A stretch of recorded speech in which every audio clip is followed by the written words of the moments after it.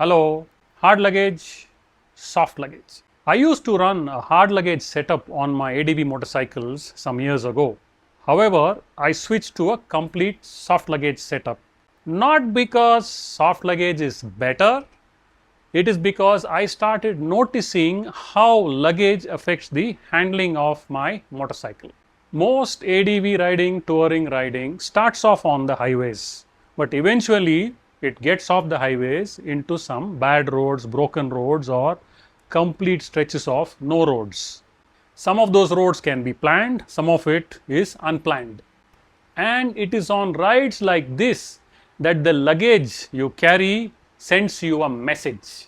Over time, I moved to soft luggage with a combination of just the top case, no side boxes. However, some years ago, I moved completely to soft luggage.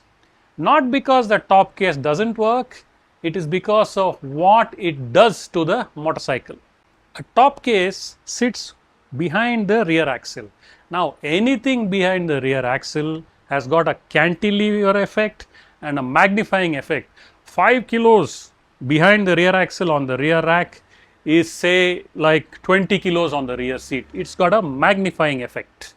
So, a top case, a loaded top case does not just add load, it adds a leveraging load which is not stationary.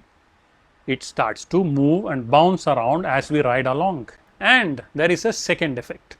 The more load and leverage in this area means a lighter front where the bike starts to squat this way, the rake angle changes and the front becomes very light.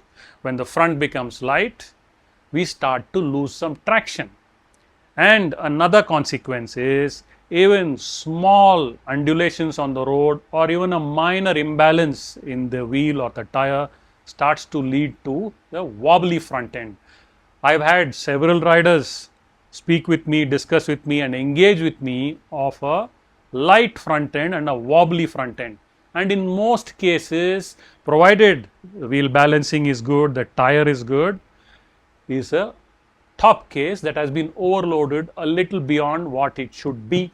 So, it is not just the weight, it is about what the weight that is placed behind the rear axle does to the motorcycle handling. And this is not just theory. I have had a rear rack on my motorcycle brake and the top case has fallen off twice.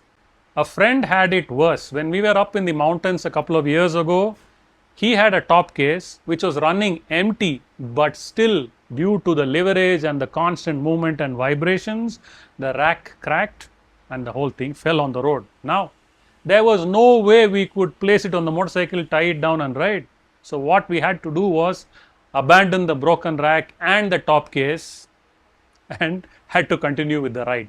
And it is in these situations that one starts to think about whether the convenience of a top case is worth it or the kind of load and the leverage and the danger that it can cause is worth it. My current tail bag setup is this Rice Moto 40 liter dry pack. It's got all the features that I am looking for. I've used it for a ride in the rain. So far, so good. With soft luggage like this tail bag, I can place it on the rear seat and tie it down. This way, the load is where a pillion rider would sit. Now, if a motorcycle can handle a pillion rider weighing 50, 60, 70 kilos and not feel too imbalanced, I am sure it can handle a 10 or a 12 kilo tail bag with ease. And now, that matters to me more than convenience, because convenience is when loading, unloading, that is just a few minutes at the start of the ride, a few minutes at the end of the ride. In between, I do not want to be stressed out about what may happen to the rear rack or my top case. Now, hard luggage definitely has its place. If it is predominantly highway riding that one is doing, point to point, and has a clear plan and knows exactly where the roads are leading to, how the roads are, the convenience and the security of the hard luggage is unmatched. But for the kind of riding that I do, exploring, traveling, not really being bothered about what kind of roads we are going to go on, soft luggage is always my go-to option. Now, mind you, it is not as simple as just hard luggage and soft luggage. It is also how we pack that can have a huge effect. An improperly packed and balanced soft luggage can be as unwieldy and pose a danger as much as a hard luggage can. There is another tendency to overload hard luggage because it's got a fixed amount of space. Once we open the case, we see so much of space. We tend to fill it up with things. Oh, just in case I need this. Oh, just in case I need this. Just in case I need this. And we end up traveling with things that we really don't need to carry. Flexible soft luggage doesn't have that kind of a problem. We can load it up to what we want to with the things that we actually want to carry, cinch it down, tie it down to the motorcycle. So we tend to carry more what we need with soft luggage and more what we want with hard luggage. So for me, between these two, it is not about how much we carry, it is about how what we carry affects my ride.